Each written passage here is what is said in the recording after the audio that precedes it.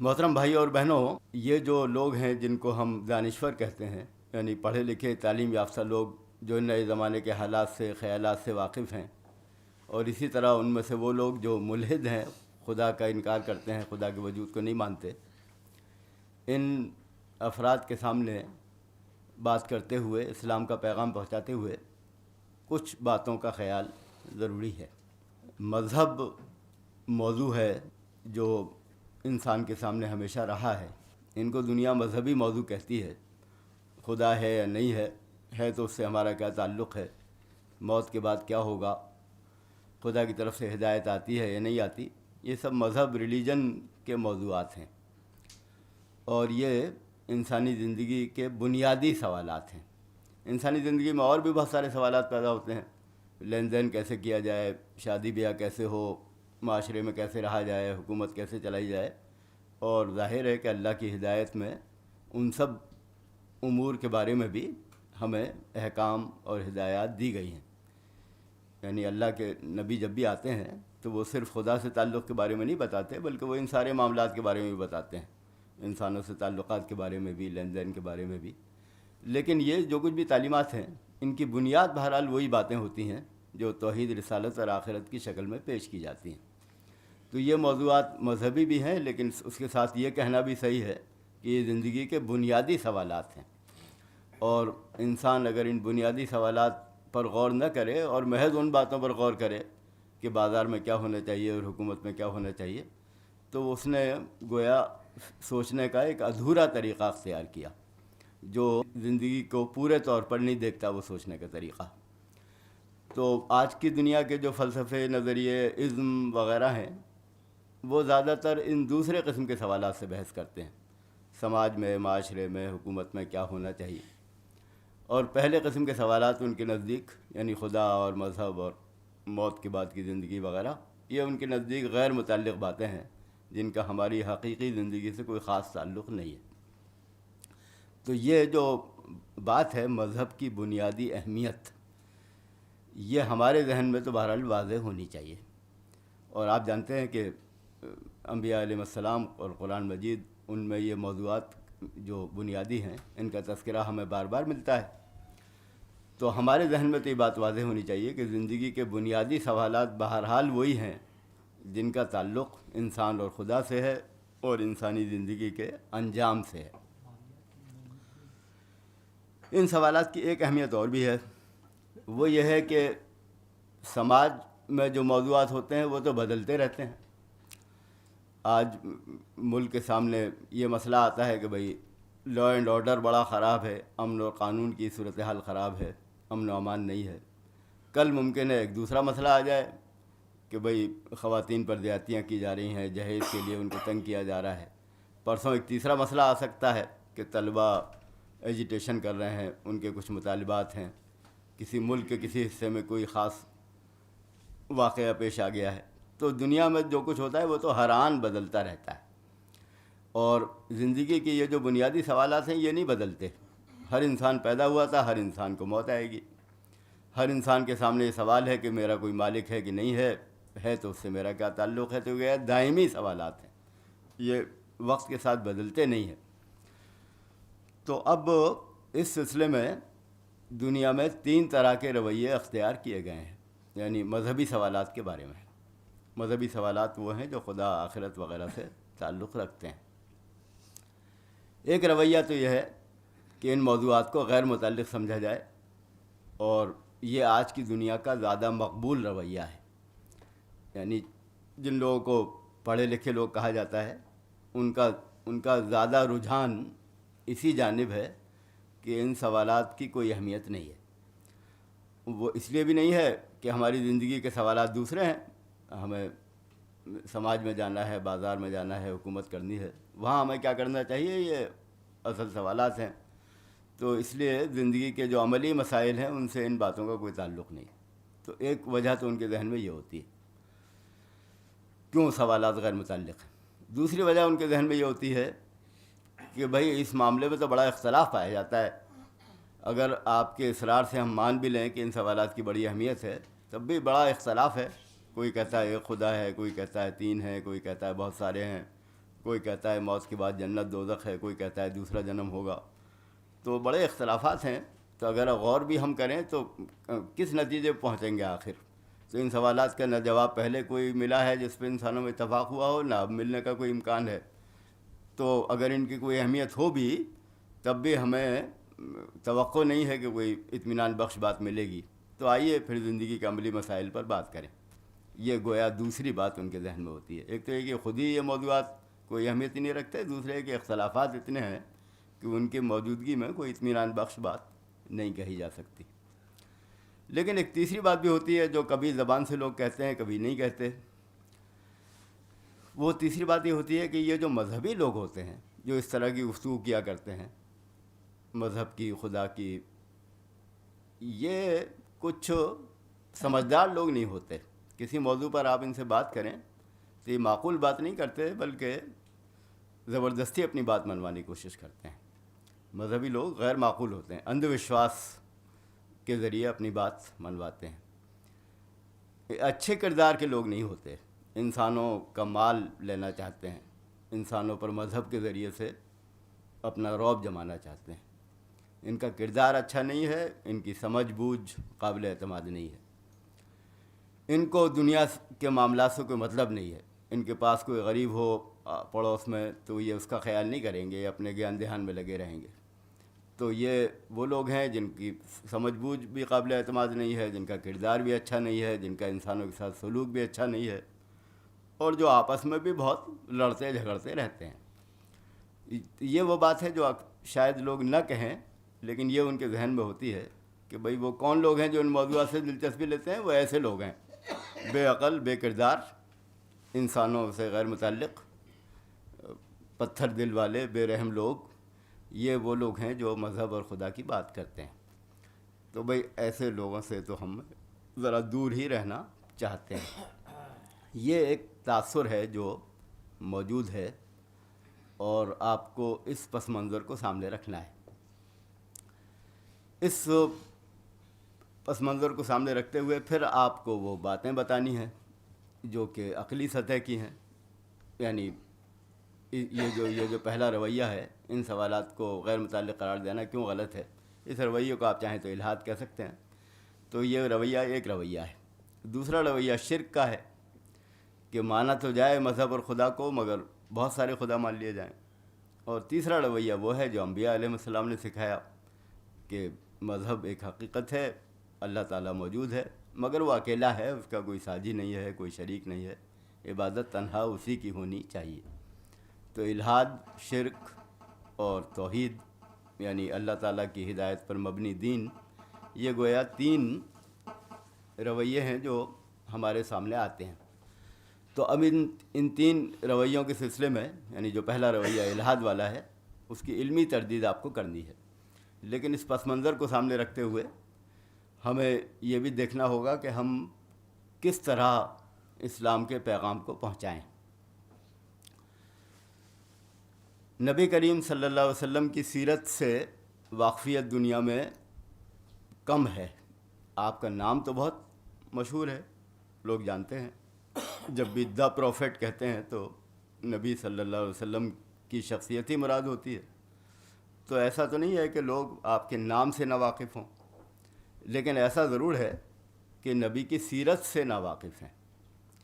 اور اس میں مسلمان بھی شریک ہیں، یعنی مسلمان جن کو نبی سے محبت ہے، بجا طور پر محبت کا اظہار بھی ہوتا ہے، لیکن سیرت سے واقفیت بہت کم ہے. اور سیرت پر کتابیں دنیا میں ہزاروں لاکھوں لکھی گئیں، موجود ہیں مختلف زبانوں میں، لیکن اس کے باوجود غیر مسلموں اور مسلمانوں میں نبی کریم صلی اللہ علیہ وسلم کی شخصیت فی الواقع کیا تھی، آپ نے کیسے زندگی گزاری، کیا کیا، اس کی صحیح معلومات نہیں ہیں. ہمارے معاشرے میں، مسلم معاشرے میں جو معلومات پہنچانے کا اہتمام تھا وہ مجلس میلاد وغیرہ کی شکل میں تھا، جس میں زیادہ تر کچی پکی باتیں بیان ہوتی تھیں، تو اس سے بھی کوئی صحیح معلومات لوگوں کے سامنے نہیں آتی تھی. تو اب کیا کریں آپ؟ تو ایک کام ہمیں کرنا چاہیے کہ سیرت سے واقف کرائیں، یعنی نبی کریم صلی اللہ علیہ وسلم کی سیرت لوگوں کے سامنے آئے. اور مکہ میں آپ نے کیا کیا، مدینے میں کیا کیا، گھر میں آپ کیسے رہتے تھے، لوگوں کے ساتھ کیسے رہتے تھے، آپ نے اپنا پیغام کیسے پیش کیا، مسائل کا مقابلہ کیسے کیا، صلح کیسے کی، جنگ کیسے کی، معاشرہ کیسے بنایا. تو ان سب تفصیلات کو لوگوں کے سامنے پیش کیا جائے. کوئی کسی موقع پر آپ کوئی ایک واقعہ پیش کریں، کسی موقع پر دوسرا واقعہ پیش کریں.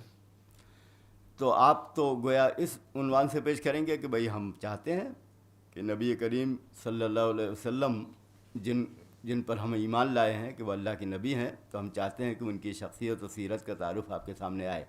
اور وہ لوگ جو ان پر ایمان نہیں لائے وہ بھی یہ بات تسلیم کرتے ہیں کہ آپ غیر معمولی انسان تھے اور آپ نے تاریخ انسانی پر بہت بڑا اثر ڈالا.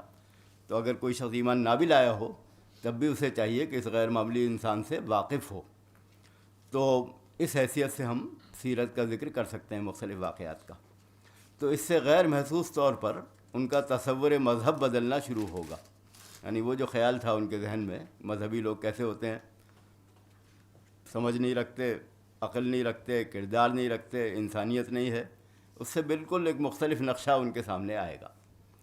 اور یہ نقشہ کوئی قصے کہانیوں کا نہیں ہے، کوئی میتھولوجی کا نہیں ہے، کوئی ایسی روایات کا نہیں ہے جن کی تاریخی سند نہ ہو، بلکہ تاریخ کی مکمل روشنی میں نبی کریم صلی اللہ علیہ وسلم کی شخصیت پائی جاتی ہے. یہاں تک کہ آپ کی شخصیت کے بارے میں جو ہماری معلومات ہیں وہ تو آج کے انسانوں کے بارے میں بھی نہیں ہے. آج کے انسانوں کی بھی گھریلو زندگی کے بارے میں ہم نہیں جانتے، لیکن آپ کی گھریلو زندگی بھی اتنی ہی واضح طور پر ہمارے سامنے ہے جتنی سماجی زندگی، جتنی عوامی زندگی. تو نبی کریم صلی اللہ علیہ وسلم اس لحاظ سے منفرد ہیں، یونیک ہیں. مثال آپ کی نہیں ملتی کہ آپ کی شخصیت کے بارے میں بہت مستند معلومات موجود ہیں اور ان کو پرکھا جا سکتا ہے کون سی بات صحیح ہے. کسی کو شبہ ہو اگر تو پرکھ سکتا ہے کہ یہ واقعہ واقعی پیش آیا. تو یہ ایک ابتدائی کام ہے جو اس پس منظر کو بدلتا ہے. یہ بات صحیح ہے کہ مسلم معاشرے میں ایسی مثالیں بھی ملتی ہیں جو اچھے کردار کی نہیں ہیں، مگر ایسی مثالیں بھی ملتی ہیں جو بہت اونچے کردار کی ہیں. تو مسلمانوں میں اچھے کردار کی مثالیں دور اول سے لے کر آج تک مسلسل چلی آتی ہیں، بہت ساری. ہر ملک کے اندر جہاں مسلمان پائے گئے ہیں ان میں بہت سارے ایسے لوگ رہے ہیں جنہوں نے اچھے اخلاق کا، کردار کا مظاہرہ کیا ہے. تو ضمنی طور پر نبی کی سیرت کے ساتھ پھر ہمارے ان نیک انسانوں کی سیرت بھی سامنے آنی چاہیے، صحابہ کرام کی، خلفائے راشدین کی، ہمارے بزرگوں کی، آج کے بزرگوں کی، ماضی والوں کی. تو یہ سب جب لوگوں کے سامنے آئے گا تو ان کو معلوم ہوگا کہ کیسے لوگ ہوتے ہیں جو مذہبی لوگ ہوتے ہیں.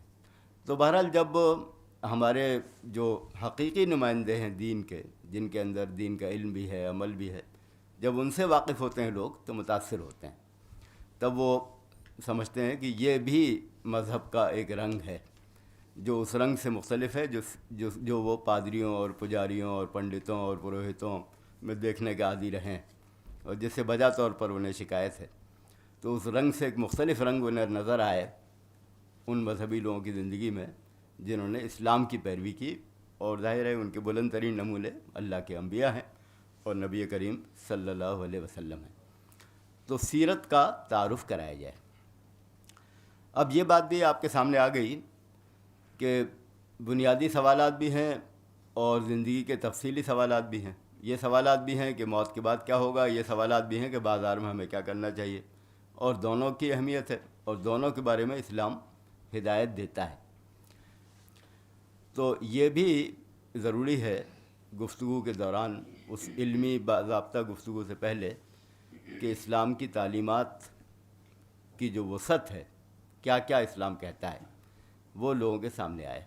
مثلاً کسی موقع پر آپ بتائیں کہ بھئی 5 ارکان اسلام ہیں، گواہی ہے اللہ تعالیٰ کا کوئی شریک نہیں ہے، محمد صلی اللہ علیہ وسلم اس کے شریک ہیں، پہلا رکن ہے، اور پھر اقامت صلاۃ ہے، نماز قائم کرنا، اور پھر ایتاء زکوٰۃ ہے، اور حج ہے، اور صوم رمضان ہے، رمضان کے روزے ہیں. تو آپ یہ بتائیں کہ یہ سب کیا ہیں، 5 ارکان کیا ہیں، کیوں فرض کیے گئے یہ کام ہم پر، صلاۃ، نماز اور روزہ وغیرہ، مقصد ان کا کیا ہے، ان کے اثرات کیا ہیں. تو یہ ساری باتیں سامنے آئیں جس سے وہ واقف نہیں ہے. اور اسی طرح پھر آپ یہ بتائیں کہ ख़ानदाن کے بارے میں تعلیمات کیا ہیں، سماج کے بارے میں کیا ہیں، لین دین کے بارے میں کیا ہیں. تو یہ پورا نقشہ جب سامنے آتا ہے کہ یہ وہ دین ہے جو نبی کریم صلی اللہ علیہ وسلم آخری خطبے میں کہتے ہیں، جن باتوں کی بہت زیادہ تاکید کرتے ہیں ان میں سے عورتوں کے ساتھ اچھا سلوک کرو، بہت زیادہ اس کی تاکید ہے. آخری خطبہ اگر آپ پڑھ کے سنائیں تو معلوم ہو جائے گا دین کیسے کہتے ہیں. تو یہ جو دین کا نقشہ سامنے آتا ہے، شراب حرام ہے، سود حرام ہے، انسانوں پر ظلم نہیں کیا جا سکتا، سارے انسان ایک برادری ہیں. اسی طرح جب یہ بات سامنے آتی ہے کہ صرف نماز نہیں ہے بلکہ زکوٰۃ بھی ہے، اور یہ کسی ایک ملک تک محدود ہدایت نہیں ہے، دنیا تک وسیع ہے. تو دنیا کے مسائل جو بہت بڑے مسائل ہیں، انسانوں کا آپس میں لڑنا علاقے، زبان، نسل کی بنیاد پر، اسلام اس مسئلے کو حل کر دیتا ہے ایک جملے کے ذریعے سے. تو یہ جب پورا نقشہ سامنے آتا ہے تو دین کے بارے میں تصویر بدلتی ہے. تو تصویر بدلنے کے یہ دو ذریعے بہت اہم ہیں، سیرت سامنے آئے اور دین کی تعلیمات سامنے آئے. اس سے پہلے کہ آپ تشریح کریں، بتائیں بھئی سود کیوں غلط ہے، ظاہر ہے اس کی بھی ضرورت ہوگی، لیکن پہلے انہیں یہ تو معلوم ہو کہ اسلام کے نزدیک سود حرام ہے اور وہ اس کی اجازت نہیں دیتا. تو پہلے گویا یہ معلوم ہو کہ ہے کیا تعلیم، پھر اس کی معقولیت ہم بتائیں گے. لیکن ابھی تو دنیا زیادہ تر اس سے ہی واقف نہیں ہے کہ اسلام کی تعلیم ہے کیا. تو وہ جب اس کو نہیں جانتے تو یقیناً وہ عام تصور جو مذہب کے بارے میں ہے وہی تصور وہ اپنے ذہن میں رکھتے ہیں. تو جب اس طرح آپ پس منظر پر گفتگو کریں گے تو آج کے انسانوں میں سے جو پڑھے لکھے لوگ ہیں ان میں سے بھی بہت بڑی تعداد ایسی ہے جو منطقی انداز میں، یعنی ترتیب کے ساتھ گفتگو کرنے یا سننے یا سوچنے کی عادی نہیں ہے. 40-50 سال پہلے تو شاید ایسا تھا کہ لوگ جو تھے وہ فلسفے وغیرہ سے بہت متاثر تھے، مگر آج کا انسان اپنی ساری معلومات کے باوجود جہالت میں پچھلے لوگوں سے بہت آگے ہے. تو اس کی حقیقی معلومات بہت کم ہیں، اس کی سطحی معلومات بہت ہیں، اور ان سطحی معلومات میں کوئی ربط، کوئی معنویت، کوئی منظم صورت نہیں پائی جاتی. تو اس لیے آج کے انسان کو تفصیلات بتانے کی اچھی خاصی ضرورت ہے، یعنی سیرت کی تفصیلات بھی بتائیں، دین کی تفصیلات بھی بتائیں. تو گویا اس سے اس کے ذہن کا جو سوچنے کا انداز ہے وہ بدلتا ہے. لیکن بہرحال اس کے ساتھ ضرورت اس کی پیش آئے گی کہ عقلی استدلال بھی کیا جائے، یعنی ترتیب کے ساتھ بھی سمجھا اور سمجھایا جائے کہ یہ جو 3 رویے ہیں، شرک، الحاد، توحید، ان میں سے کون سا رویہ ہے جو عقل کو مطمئن کرتا ہے. یعنی یہ باتیں جو اب تک آپ کے سامنے پیش کی گئیں اس میں ہم زیادہ تر دل کو مطمئن کرنے کی کوشش کریں گے. جب آدمی کا دل بدلتا ہے اور اس کے ذہن میں ایک مختلف تصویر آتی ہے تو سننے پہ آمادہ ہوتا ہے، لیکن بہرحال اس کے بعد ضرورت پیش آئے گی کہ عقل کو بھی مطمئن کرے، اور یعنی جو سوالات ہیں فی الواقع ان سوالات کا ریزنیبل عقلی جواب بھی فراہم کریں. تو ان میں سے ایک بات تو اختلافات کی ہے، اس پر ذرا سوچنا چاہیے. یعنی جب کوئی شخص یہ کہتا ہے کہ بھئی بنیادی سوالات خدا اور آخرت کے قابل توجہ نہیں ہیں اس لیے کہ ان کے جوابات میں بڑے اختلافات ہیں، تو اس سے ہمیں پوچھنا چاہیے کہ بھئی جو لوگ خدا اور مذہب کے قائل نہیں ہیں بلکہ مختلف فلسفوں کے قائل ہیں ان میں بھی تو بڑے اختلافات ہیں. کوئی اشتراکیت کا، کمیونزم کا قائل ہے، کوئی اس کے خلاف سرمایہ داری کا قائل ہے، جن کا اختلاف بالکل واضح ہے، ٹکراتے ہیں ایک دوسرے سے. کوئی جمہوریت کو صحیح سمجھتا ہے، کوئی اس کے مقابلے میں فاشزم کو صحیح سمجھتا ہے کہ حکومت کے اختیارات زیادہ ہوں، جمہوری حقوق وغیرہ کم ہوں، کوئی اس کو صحیح سمجھتا ہے. تو زندگی کے کون سے سوالات ایسے ہیں جنہیں وہ عملی مسائل سمجھتے ہیں، یعنی سماج اور بازار اور حکومت، جس میں اختلافات نہ ہوں؟ وہاں تو اختلافات موجود ہیں، اور اتنے سنگین اختلافات موجود ہیں کہ ان کی بنیاد پر جنگیں ہوتی ہیں. جنگیں، پہلی جنگ اور دوسری جنگیں ہوئیں، اور آج بھی دنیا میں کشمکش برپا ہے. اور اسی طرح آپ اور موضوعات بھی لے سکتے ہیں، چاہے آپ علمی موضوعات لیں، علمی موضوعات میں بھی انسانوں میں اختلافات رہے ہیں، سائنس میں اختلافات ہیں، فلسفے میں اختلافات ہیں، علاج معالجہ آپ لے لیں تو اس میں اختلافات ہیں، مختلف اس کے طریقے پائے جاتے ہیں. تو دنیا کا کون سا موضوع ایسا ہے جس میں سوچنے سمجھنے والوں کے درمیان ایک رائے پائی جاتی ہو اور اس میں اختلاف رائے نہ پایا جاتا ہو، تو وہاں پر ہم کرتے کیا ہیں؟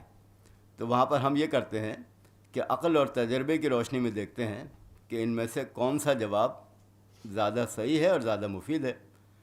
عقل اور تجربے کی روشنی میں ہم یہ پاتے ہیں کہ بھئی فلاں دوا جو ہے وہ زیادہ مفید ہے، تو اسے استعمال کرتے ہیں۔ ڈاکٹروں کے اختلافات سے گھبرا کر علاج ہی چھوڑ دیا جائے گا، ایسا نہیں ہوتا۔ اسی طرح انسانوں کے اختلافات سے گھبرا کر کسی طرح کی حکومت ہی قائم نہیں کی جائے گی، کیونکہ حکومت کیسی ہو اس میں اختلاف ہے، تو ایسا نہیں ہوگا، بلکہ آپ یہ دیکھیں گے کہ انسانی تجربہ کس کے حق میں ہے۔ انسانی اختلافات سے گھبرا کر نہ لین دین روکا جائے گا، نہ شادی بیاہ کا سلسلہ رکے گا، تو انسان اپنے کام انجام دیتے رہیں گے باوجود اختلافات کے، اور طے یہ کریں گے عقل اور تجربے سے کہ کون سی بات زیادہ صحیح اور کون سی بات زیادہ مفید ثابت ہوتی ہے۔ تو یہی بات مذہب کے بارے میں بھی ہے کہ مذہب میں بھی ہم اختلافات سے گھبرانے کے بجائے سوچیں گے مختلف باتیں جو لوگ پیش کر رہے ہیں، کوئی یہ کہتا ہے خدا ہے، کوئی کہتا ہے تین ہے، کوئی انکار کرتا ہے، تو ہم ان کے جو مختلف دعوے ہیں ان کی عقل کی روشنی میں پرکھیں گے کون سی بات معقول معلوم ہوتی ہے، اور پھر تجربے کی روشنی میں پرکھیں گے کون سی بات ماننے سے انسان اچھے انسان بنتے ہیں، کون سی بات ماننے سے انسان برے بنتے ہیں، کون سا طریقہ اختیار کرنے سے سماج کے مسائل حل ہوتے ہیں، کس طریقے سے حل نہیں ہوتے۔ تو عقل بھی ہمارے سامنے کسوٹی ہوگی، تجربہ بھی کسوٹی ہوگا۔ تو ایک تو بات وہ ہے جو ہمیں رکھنی چاہیے جب عقلی استدلال کا موقع آئے کہ بھئی اختلافات سے گھبرا کر کسی سنجیدہ موضوع پر جس کی ہمیں ضرورت ہو، اس موضوع پر غور و فکر کرنا روکنا نہیں چاہیے، بلکہ جس طرح ہم دنیا میں اور چیزوں کے بارے میں صحیح نتیجے پہ پہنچ جاتے ہیں، تجربہ مدد کرتا ہے، ہماری عقل مدد کرتی ہے، اسی طرح اس معاملے میں بھی پہنچ سکتے ہیں۔ تو اختلافات اس کی وجہ نہیں۔ اب جو چیز سامنے ہے ان کے، وہ یہ ہے کہ انسان جب دنیا پہ غور کرنا شروع کرتا ہے تو بہرحال اس کی کچھ نہ کچھ توجیہ کرتا ہے۔ اثر جو انسانوں کو پڑتا ہے مختلف باتوں کا، اس اثر کا جائزہ بھی آپ لے سکتے ہیں، لیکن انسان سب سے پہلے تو اپنے آپ کو اور کائنات کو دیکھتا ہے اور کچھ نہ کچھ اس کی توجیہ کرنا چاہتا ہے۔ یہ بات کہ یہ دنیا جو ہمیں نظر آتی ہے یہ بڑا منظم نظام ہے، اس میں تو کوئی شبہ ہی نہیں ہے۔ روزانہ سورج نکلتا ہے، دن ہوتا ہے، پھر رات ہوتی ہے، یہاں پر ہواؤں کا اور بارش کا انتظام موجود ہے، زمین پر انسانوں کی ضروریات پوری کرنے کے لیے چیزیں موجود ہیں، فضا میں انسان کے لیے ہوا موجود ہے، سورج کی روشنی اور گرمی کا انتظام ہے۔ تو جس طرف بھی ہم دیکھتے ہیں تو ہمیں دنیا ایک منظم نظام نظر آتی ہے، اور جیسے جیسے انسان اس راستے میں آگے بڑھتا چلا جاتا ہے وہ اس کی حیرت بڑھتی چلی جاتی ہے کہ اس نظام میں کس درجے کی تنظیم ہے، کس درجے کا تناسب ہے، کس درجے کا حسن ہے، جو پوری کائنات میں ہر جگہ نظر آتا ہے۔ تو اب انسان فطری طور پر یہ سوال کرتا ہے کہ اس کی توجیہ کیا ہے، یعنی ایسا کیوں ہے۔ آپ یہ کہہ سکتے ہیں بھئی کیا ضرورت ہے سوال کرنے کی، کھاؤ پیو، لیکن بہرحال آپ انسان کو سوچنے سے نہیں روک سکتے، تو انسان کی منفرد خصوصیت ہے تو وہ کھائے پیے گا تو ضرور، اس لیے کہ اس کی ضرورت ہے، لیکن وہ پوچھے گا بھی کہ بھئی یہ سب کیا ہے، یہ سب کیا ہے، یہ سب کیوں ہے، اور اس کے بعد انجام کیا ہے۔ تو ایک پہلو سے انسان اس طرح سوچتا ہے اور ان سوالوں کا جواب چاہتا ہے۔ اس کی وہ توجیہ جو لوگوں نے کی، جنہوں نے یہ کہا کہ بھئی اس نظام کو چلانے والی بہت ساری طاقتیں موجود ہیں جن کو دیوی دیوتا وغیرہ کہا جاتا ہے، کوئی ہواؤں کا انتظام کرتا ہے، کوئی بارش کا کرتا ہے، تو یہ توجیہ وہ ہے جسے شرک کہا جاتا ہے۔ یعنی یہ شرک کی وہ شکل ہے جو جو جھوٹے معبود ہیں ان کو فی الواقع کچھ طاقت حاصل ہے، یہ بات لوگ دعویٰ کرتے ہیں۔ شرک کی اور شکلیں بھی ہیں، لیکن بہرحال ایک شکل یہ بھی ہے جو ہندوستان میں بھی جس کی باتیں کہی جاتی ہیں کہ بھئی وایو کا فلاں دیوتا ہے اور آگ کا فلاں دیوتا ہے، اور چاند پر حکومت اس کی ہے اور سورج پر اس کی ہے۔ تو یہ توجیہ اگر کی جائے تو دنیا کا منظم نظام سمجھ میں نہیں آتا، اس لیے کہ دنیا میں تو گیہوں کا ایک دانہ بھی نہیں اگتا جب تک تو ہوا اور بارش اور مٹی اور پانی اور گرمی اور روشنی سب مل کر تعاون نہ کریں۔ تو زمین سے لے کر آسمان تک کروڑوں کلومیٹر کے دائرے پر جب آپ غور کریں تب گیہوں کے دانے کے اگنے کے اسباب نظر آتے ہیں. یعنی 1-2 کلومیٹر کی بات بھی نہیں ہے، کروڑوں کلومیٹر تک وہ دائرہ پھیلا ہوا ہے. تو کیا یہ ممکن ہے کہ ایک ہستی سورج پہ حکومت کرتی ہو اور ایک بارش پہ کرتی ہو اور وہ مل کر اس طرح کام کریں کہ نظام چلتا رہے؟ تو یہ بات انسانی عقل میں نہیں آتی. یہ ممکن ہی نہیں ہے کہ بااختیار ہستیوں کو آپ الگ الگ محکمے دے دیں اور وہ الگ الگ محکمے اس کے باوجود مل کر کام کرتے رہیں. البتہ اس صورت میں کر سکتے ہیں جب کہ وہ ایک طاقت کے تحت ہوں اور اسی کی ہدایت کے تحت کام کرتے ہوں. تو یہ بات اللہ کے نبی بتاتے ہیں کہ وہ جو تمہارا خیال ہے کہ کچھ ہستیوں کے کام سپرد ہیں، تو وہ خیال تو صحیح ہے، مگر وہ ہستیاں جو ہیں فرشتے ہیں اور ان کو کوئی اختیار حاصل نہیں ہے، بلکہ ان کو اللہ تعالیٰ نے جو کام بتائے وہ کام وہ کرتے ہیں.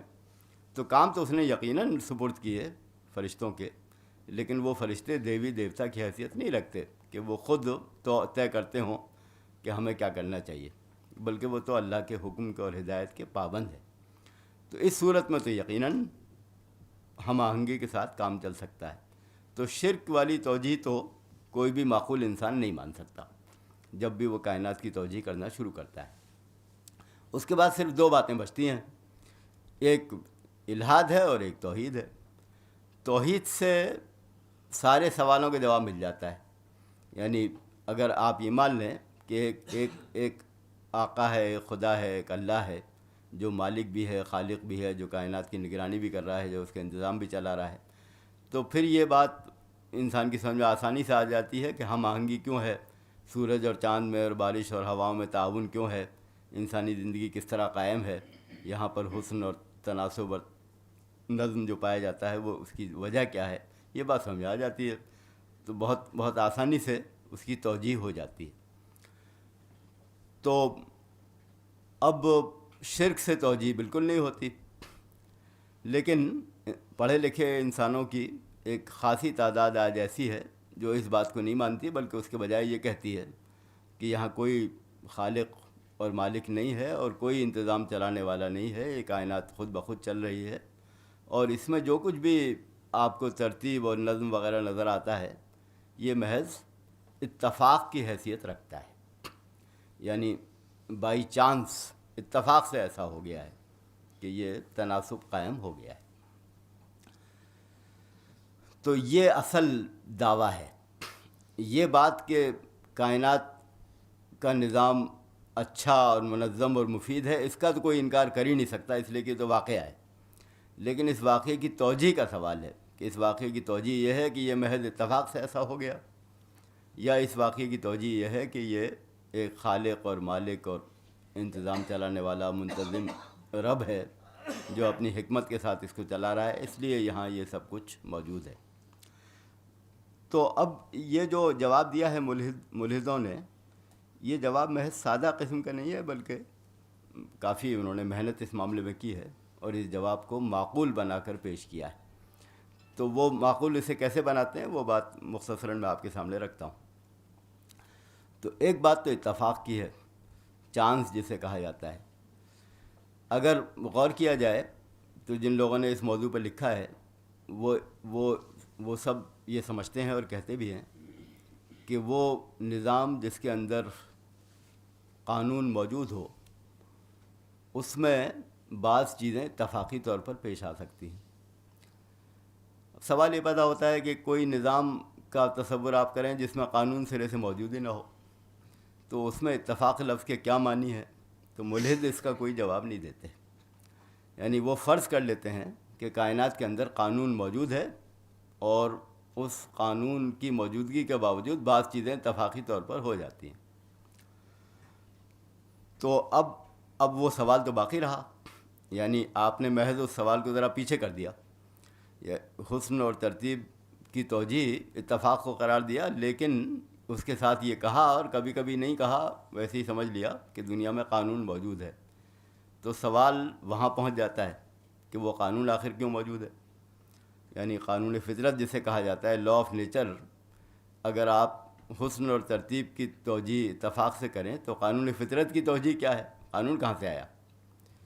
تو وہ اس قانون کی توجیہ کیا ہے؟ تو خدا کو ماننے والے تو اس کی توجیہ کرتے ہیں کہ خدا نے کائنات بھی بنائی اور اس کو قانون بھی دیا.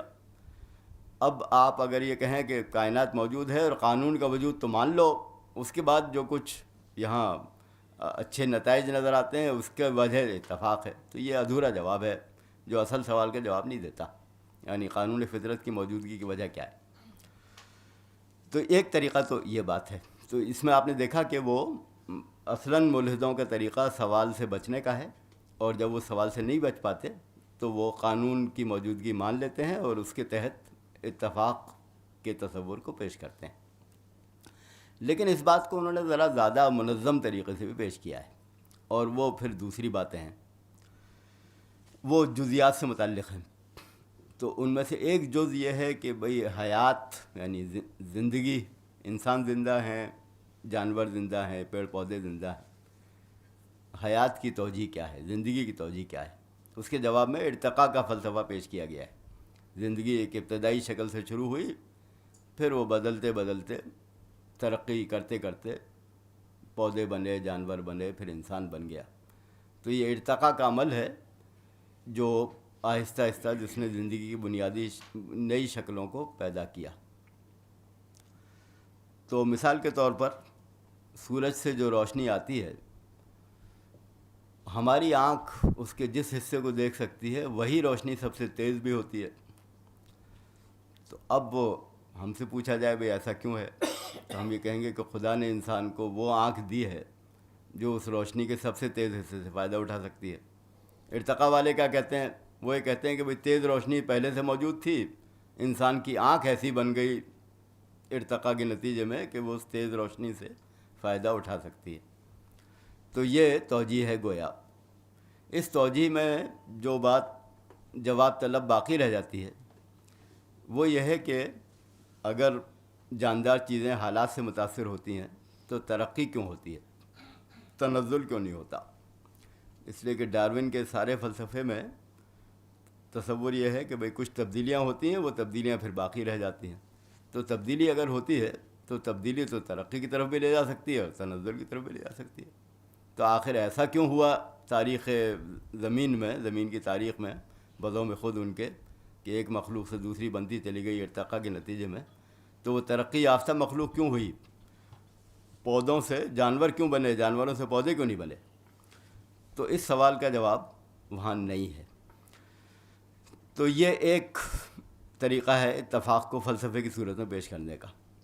دوسرا طریقہ وہ ہے جو زمین اور سورج وغیرہ کے نظام سے متعلق ہے۔ اگر یہ مان بھی لیا جائے کہ زندہ چیزیں ارتقاء کے نتیجے میں وجود میں آئیں، تب بھی اس سوال کا کوئی جواب نہیں ملتا کہ مثال کے طور پر یہاں کی جو ہوا ہے اس میں ایک اوزون لیئر موجود ہے، اوزون کا ایک حصہ موجود ہے جو زمین کو گھیرے ہوئے ہے، اور سورج سے جو کچھ روشنی آتی ہے اس کا جو مضر حصہ ہے اس کو روک دیتا ہے۔ اس کی توجیہ کیا ہے؟ تو اس کی توجیہ کسی بھی طریقے سے ارتقاء سے نہیں ہو سکتی، اس لیے کہ اس کا ارتقاء سے کوئی تعلق ہی نہیں ہے۔ یہ تو یہ ہے کہ زمین کے گرد جو فضا ہے وہ فضا کی نوعیت کیسی ہے، اور وہ فضا کی نوعیت ایسی ہے کہ وہ مضر روشنی کو روکتی ہے ایک خاص اہتمام کے ذریعے سے۔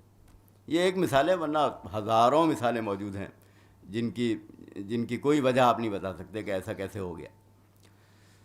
تو اب اس کا جواب جو ملحدوں نے دیا ہے وہ یہ ہے کہ بھئی کائنات کے اندر کروڑوں اربوں سیارے موجود ہیں، ان میں سے اتفاق سے زمین ایسی ہے جس میں ایسے حالات ہیں۔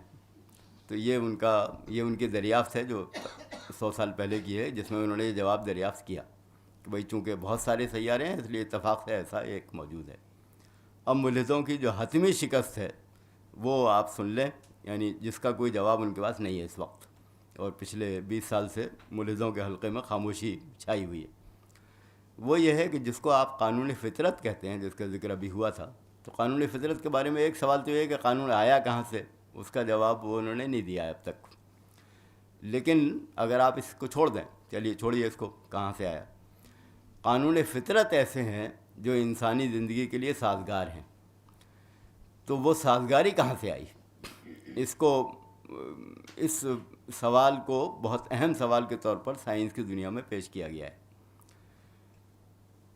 مثال کے طور پر ہم جانتے ہیں کہ یہ ہماری زمین ایسی ہے جو چیزوں کو کھینچتی ہے، اور کھینچنے کھینچنے کی ایک خاص صلاحیت اس کے اندر موجود ہے.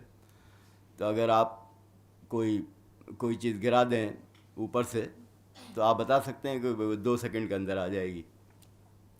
فرض کیجیے آپ یہ سوچتے کہ بھئی زمین ایسی ہوتی کہ وہ چیز جو 2 سیکنڈ میں آتی تھی وہ 1 منٹ میں آئے. سوچ سکتے ہیں آپ ایسی دنیا آپ سوچیں ہیں تو اس میں انسانی زندگی ممکن نہیں رہے گی. انسان کے لیے چلنا ہی ممکن نہیں رہے گا. زمین کی کشش یا تو اتنی ہلکی ہو جائے گی کہ وہ اچھل جائے گا چلنے میں، یا اتنی زیادہ ہو جائے گی قدم رکھ ہی نہیں سکے گا. تو زمین کی کشش ایک مثال کے طور پر بالکل صحیح ہے کہ اگر اس سے کم یا زیادہ ہوتی تو وہ انسان کی زندگی ممکن نہیں تھی. تو اس کا کوئی تعلق مختلف سیاروں وغیرہ سے نہیں ہے. اس لیے یہ تو کشش کا قانون پوری کائنات میں یکساں ہے، تو وہ قانون مختلف نہیں ہے. تو وہ قانون کہاں سے، اس قانون میں یہ مناسبت کیسے پیدا ہوئی، قانون آیا کہاں سے، وہ سوال اپنی جگہ ہے. وہ قانون ایسا کیوں ہے کہ وہ انسان کے لیے سازگار ہے، اس کا کوئی جواب ملحد نہیں دے سکتے. ایک جواب البتہ ان میں سے جو زیادہ ڈھیٹ قسم کے لوگ ہیں انہوں نے دیا ہے کہ بھئی یہ کائنات جو نظر آتی ہے اس کے علاوہ بھی بہت ساری کائنات موجود ہیں، اور اتفاق سے یہ ایک ایسی ہے جس میں ایسا قانون ہے. اور اس کے سلسلے میں جو رد عمل ہے لوگوں کا وہ یہ ہے کہ بھئی نظر نہ آنے والی کائنات کو ماننا ہے تو نظر نہ آنے والے خدا کو کیوں نہ مانیں. تو یہ واقعہ ہے کہ محض خدا کا وجود ماننے سے توجیہ ہوتی ہے اور عقل مطمئن ہوتی ہے. اس کے علاوہ کوئی اور طریقہ نہیں ہے جس سے انسانی عقل مطمئن ہو سکے اور جو کچھ ہمیں نظر آتا ہے اس کی توجیہ کر سکے. تو یہ سب باتیں آپ ان کا مطالعہ کر سکتے ہیں، اس پر کتابیں موجود ہیں، تفصیلات موجود ہیں، یہ سب باتیں آپ ان سے کہہ سکتے ہیں. لیکن یہ خیال رکھیے کہ یہ سنیں گے اسی وقت جب پہلے اصل مسئلہ دور ہوگا، جو عقل کا نہیں ہے دل کا ہے، یعنی مذہبی لوگوں کے بارے میں ان کا تصور. جب آپ ان کو یہ دکھا دیں گے ثابت کر کے کہ مذہبی انسان بھی اچھا ہوتا ہے، معقول ہوتا ہے، باکردار ہوتا ہے، تب وہ سننے کی پوزیشن میں آئیں گے. ورنہ وہ ان ساری باتوں کے باوجود اپنے رویے پر قائم رہیں گے. تو مذہبی لوگوں کی اچھی تصویر سامنے آنی چاہیے، وہی ان کی عقل کو آمادہ کرے گی.